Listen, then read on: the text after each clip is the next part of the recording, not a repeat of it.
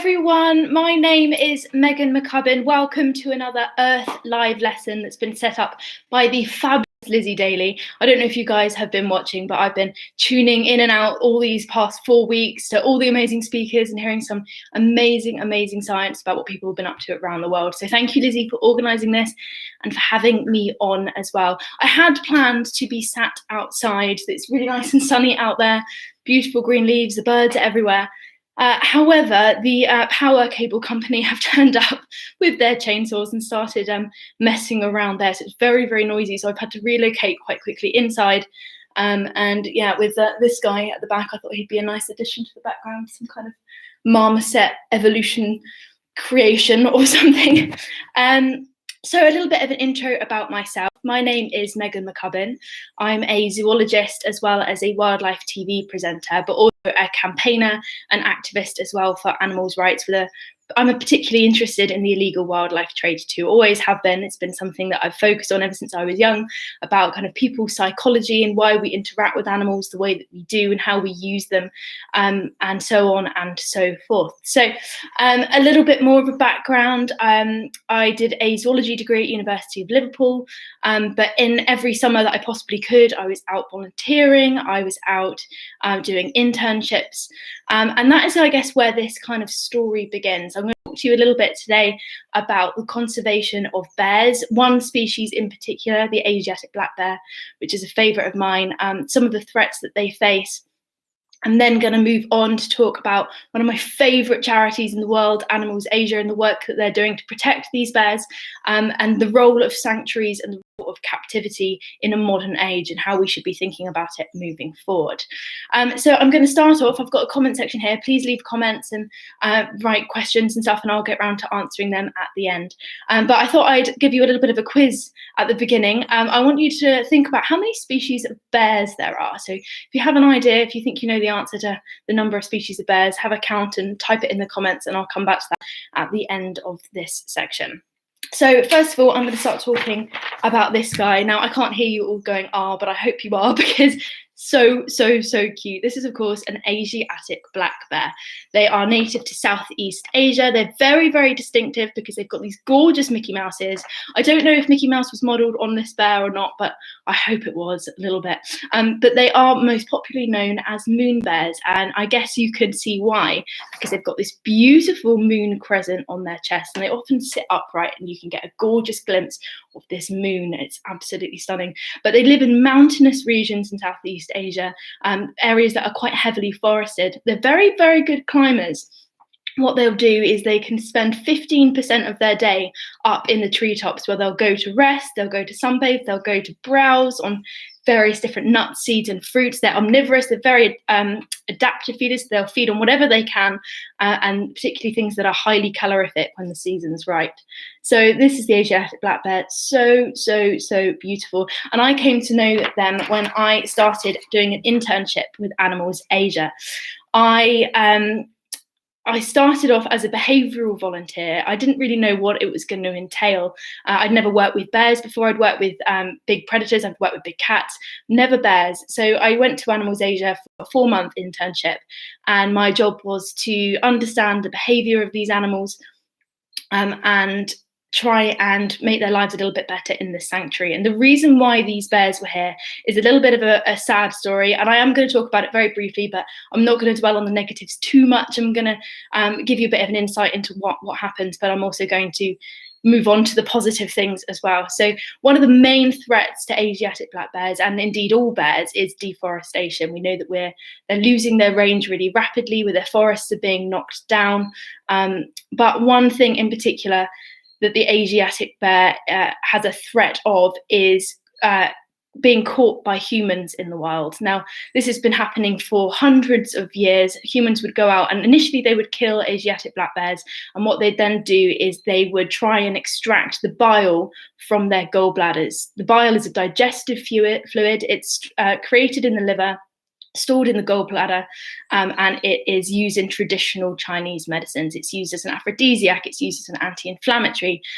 The problem with it is that, unfortunately, I hate to say it, it does have properties that do work as an anti-inflammatory. However, and there's a very big however, there are alternatives and synthetics that are much, much more effective than bear bile. So originally people would go out to capture these bears, they'd kill these bears and take their bile. Now, however, people have learnt that it's better to go and keep these bears captive. They live up to 30 years, so you could keep them in cages for up to that long. Often they don't live to that age because of the infections, the malnutrition and dehydration and the joint problems that they get because they live in very, very small cages, actually in people's kitchens and people's garages. You can walk in and you can find a caged bear. It's something that to me just seemed very alien.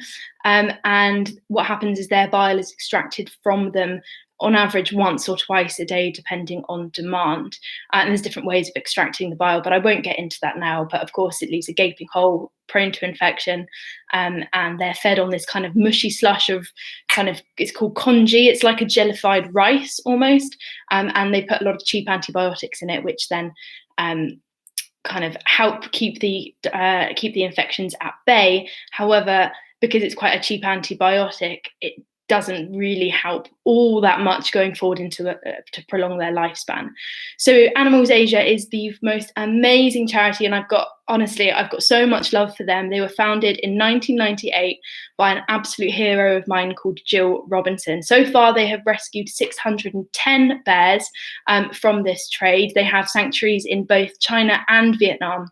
And my internship was in Chengdu in China, working at one of these sanctuaries to help rehabilitate these bears after they've been rescued. And it's very clear when you're up and close with these bears, the psychological trauma as well as the physical trauma. Many are missing limbs because they were caught with snares. There's lots of different kind of scarring, particularly around the belly. They're prone to various different kind of cancers and tooth decay and so on and so forth. But I have to say, Animals Asia do such a fantastic job. They work very, very closely with the government in these different countries to put an end to bear bile farming. They are absolutely fantastic. And I've not seen a captive sanctuary housing rehabilitated animals that is better than this one. The enclosures are semi-wild. They are so big. Asiatic black bears are typically solitary animals. However, in the sanctuary, they live in groups of about 8 to 12, depending on the bears, depending on the personalities. They've got big personalities. They get on with some bears more than they get on with others. So you have to mix the group around a little bit to make sure you get the balance right. But they've got the most amazing enrichment chart. Enrichment is very important for any animal living in captivity. Enrichment means providing them with objects or sensory things. So you might spray perfume around. You might, give them sheep's wool or something to keep them entertained throughout the day. It's so valuable. And they had this enrichment chart that went on and on and on. So the bears had 2 enrichments every single day. No 2 days were the same, and it would rotate every 3 months or so. So these bears were very, very well looked after. So much love and so much care. Constant veterinary treatment as well went into looking after them. And a bit of good news. In Vietnam, it was made illegal to extract bile in 93, I believe it was. So, of course, this kind of went underground and people were still doing it illegally. However, there was a big loophole that basically said you were allowed to keep bears, you could house these bears, however, you weren't allowed to keep them if you were extracting bile. Bears are expensive to keep, very, very expensive. You have to give them those antibiotics because otherwise there's no point in having them because they will die very quickly.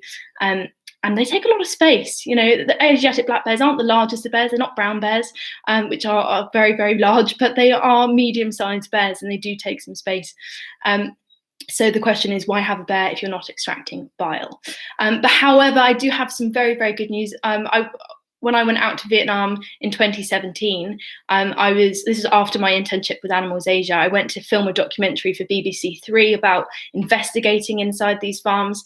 And I'd never been inside a farm before, and it was a surreal experience. It was something that I'll never, ever forget. And challenging in many different ways, but kind of interesting to kind of see the whole process.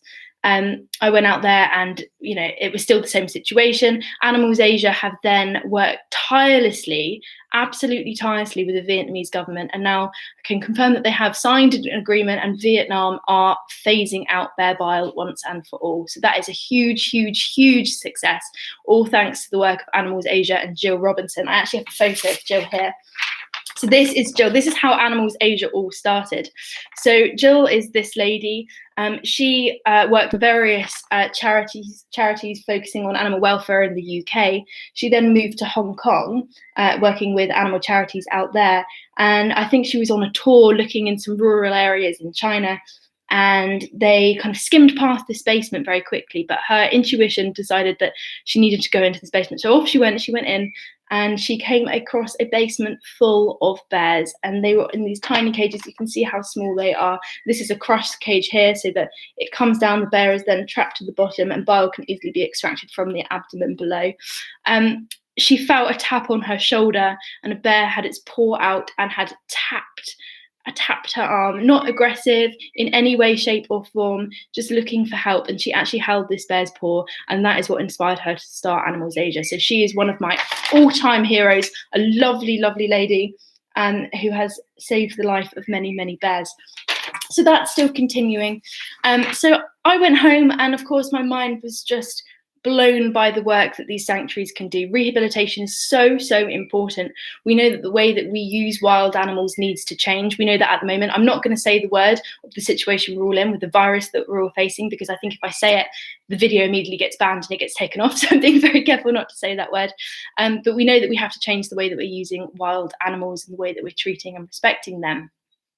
So basically, my thought processes are, well, quite varied at the moment. I have had a long-standing relationship with what was formerly known as the Isle of Wight Zoo. So since I was 12 years old, I've spent time there. It's where I learned my science education skills. I got 2 porcupines called Trinity and Destiny, great names for porcupines. And I used to train them. They used to come and sit on my knees, and I used to hand feed them carrot and various other fruits and vegetables and give people talks about porcupines. And this then developed. I did the meerkats, I did the owls, and so on and so forth. And I've seen how the zoo has evolved over time. We are no longer calling it a zoo. It is officially a sanctuary. It's called the Wild Heart Trust. And what the focus is rehabilitating, taking in animals that need rescuing from certain situations. Things like bear bile farming potentially, or ex-circus or ex-pet trade things. Now, I go to a lot of different zoos. I have been since I was young. I'm an advocate for zoos when they're doing it the right way. When people always ask me what my opinion on animals in captivity is, I have to come back and say that it's varied. It really depends on the zoo, on the organisation, what they're doing, what their education programmes are, what their enrichment strategies are, their animal welfare. It's very, very important to take all things into consideration. Obviously, the size of the enclosure is very important, and how they're going about educating with these animals. Yeah, it's a controversial topic. I'm aware that lots of people have very, very strong opinions on it. But after my time spent at Animals Asia and my time seeing how the Isle of Wight Zoo has now transformed into the Wild Heart Trust, last year we rescued 2 male lions, Kumba and Vigo, from the circus trade. They were housed at an amazing organisation, another amazing organisation called AAP, which is Animal Advocacy and Protection. They take animals out of circuses, they house them in areas. There's one in Germany, I believe, in the Netherlands as well, where they rehabilitate and they look for forever homes for these animals. So they look for zoos and other sanctuaries that these animals can be placed in to live out the rest of their lives. Obviously, they are older animals. They might have psychological trauma. They might have physical abnormalities, but they are still fantastic ambassadors for their species, and they can be used as a fantastic education tool, as long as their welfare is kept to the highest degree, and that is, of course, the first priority. It always has to be the first priority is animal welfare. So, my question is, for the future of captivity in the UK, do we want to be continuing to breed these animals? And I'm not talking if it's about a specific breeding program where there's chances of them being released back into the wild. Of course, that's incredibly useful.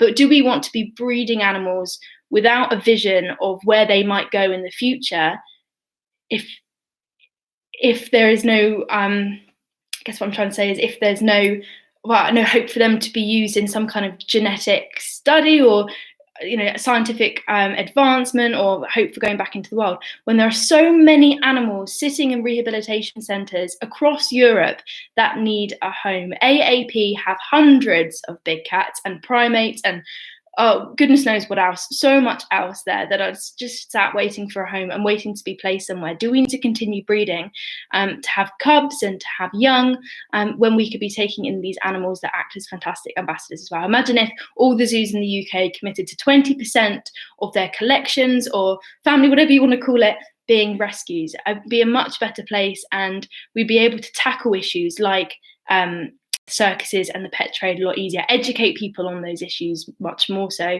as well as giving an animal a forever home, a fresh start and a second chance at life. So that's kind of my thoughts on where we should be moving to in the future for wildlife in captivity. I'm aware we're at 15 minutes.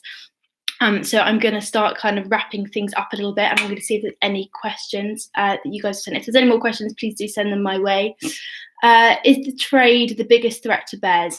No, it's not the biggest threat to bears. It's unsure exactly how many bears are trapped in the illegal bear bile farming markets throughout Southeast Asia. We think there's about 2,000 in China, roughly. It depends going from country to country. There's different estimates everywhere. It's not the biggest threat. The biggest threat is deforestation, the lack of habitat. There is no reliable source to tell me population numbers for Asiatic black bears because they live in such remote environments. It's really hard to monitor their populations, and the studies that have been done haven't been the most reliable, and they've come back with lots of different results all the time, so it really does vary. So yeah, deforestation is the biggest threat to these bears in particular, but of course with illegal bear bile farming, you've got kind of welfare issues and everything going on there, which is why it's an issue so close to my heart as well. So how can you tell if a bear sanctuary is a good one? I say use your intuition. When you're there, you get a feeling of how happy the animals are. Often if an animal is displaying stereotypic behavior, that's stress-linked behavior, that's a cause for concern. That's something that I saw when I went into the farms in Vietnam, into these bear farms.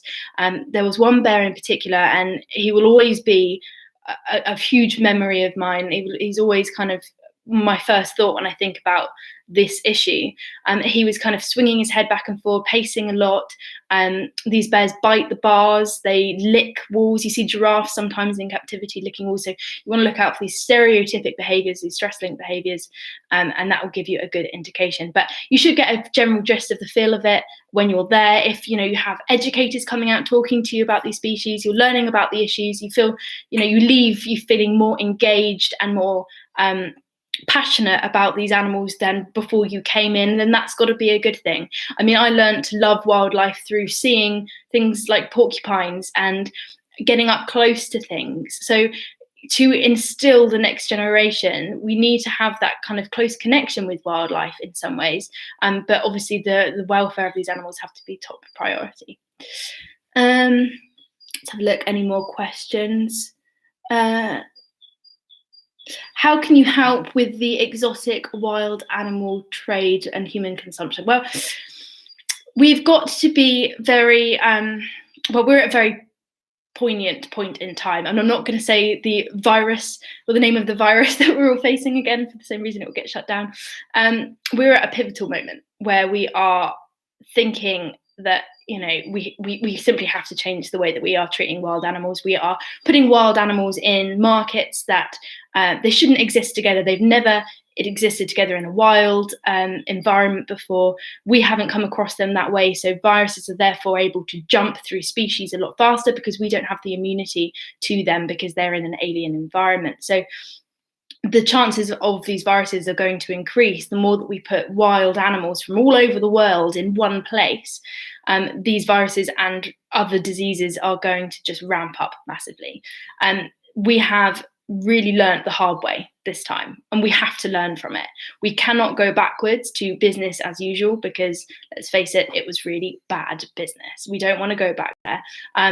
Throughout this period of time, I feel like, with us being isolated, we've been, I'm hopeful that we have all become more connected with nature because we have more of a headspace now we're not concerned with our daily lives, the stresses of that. So we're noticing things more. Lots of people have said, they're noticing more big bumblebees, or they're noticing this type of bird, and what is it? And they've never seen it before. The chances are it probably was there. It's just that we have been so distracted with everything not to notice. So hopefully when we come out of the situation, we're going to feel more connected, more empowered to the world around us. And we're going to then make significant changes in terms of the way that we consume wild animals, the way that we use them as resources, and just exploit them. So we need now for that to officially come to an end, and we will obviously be campaigning for that when the time is right. I think that's important to say. But it's not just an issue for China, it's not just an issue in Southeast Asia, it's also an issue here as well. We've got intensive farming, which has very similar issues with the kind of intensification of wildlife. So it's a global issue, and it's not one to be pointing the finger at particular nations, but of course it's something we need to be thinking very, very critically about. Pet trade has always been an issue. Yeah, pet trade is one of the it's just unbelievable in so many ways that we are trying to kind of habituate with these animals and live with them. Things like cheetahs are really popular in the pet trade, driven by social media as well. So that's a really interesting thing about how social media influences the pet trade. And you can just kind of go on Instagram and capuchin monkeys and all these kind of things. So we need to think again very critically about the way that we treat these animals and how we exploit them and use them as resources. We need to understand their value in their wild environment, because it's not just for their own sakes and their own future, it's also for the safety of ours too. Has synthetic bear bile substitute products been promoted in China? Yes, they are promoted. There's lots of different kind of plant alternatives that are available to people. Even things like paracetamol, ibuprofen is available, of course. However, there is obviously the allure of using bear bile because it's the status of the bear. The bear is big and powerful, and therefore to take its bile and to consume it, you must be therefore big and powerful as well. So it's that mentality that we're kind of dealing with. Bear bile products is found, it's not just singly in the bile. So you can buy the bile, you put it into tonic, or you put it into vodka. And that's typically men that drink that as an aphrodisiac. You can have it in toothpaste, you can have it in wine, you can have it in all these crazy products that I didn't know existed until I went out there and saw it for myself.